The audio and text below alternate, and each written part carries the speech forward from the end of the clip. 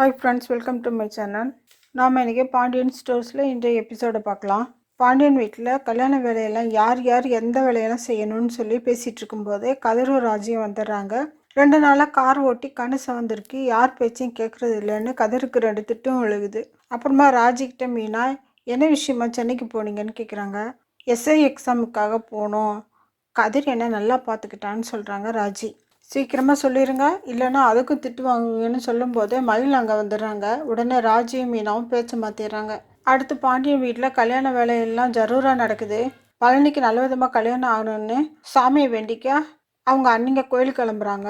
இந்த டைமில் பாண்டியனும் கோமதியும் வீட்டுக்கு வெளியில் வர கல்யாண வேலையெல்லாம் எப்படி போகுதுன்னு கோமதிட்டு அவங்க அம்மா கேட்குறாங்க. நல்லா போகுதுமா அப்படின்னு சொல்கிறாங்க. அத்தை, நாளை கல்யாணத்துக்கு வந்துடுங்கன்ட்டு பாண்டியன் கூப்பிட்றாரு. அவங்க அண்ணிங்களையும் கூப்பிட கல்யாணத்துக்கு வரோன்ட்டு எல்லாரும் சொல்கிறாங்க. இந்த டைமில் பழனி அண்ணன்க வந்துடுறாங்க. கல்யாணத்துக்கு அவங்க அண்ணன்களையும் வர சொல்லுங்கன்னு பாண்டியன் சொல்ல அண்ணன்கள் கடுப்பாகிறாங்க. இந்த தடவை பழனி கல்யாணம் நடக்குமா, இல்லை அவரோட அண்ணன்க ஏடகுடமாக ஏதாவது பண்ணுவாங்களான்னு நாளைக்கு தெரிஞ்சிடும்.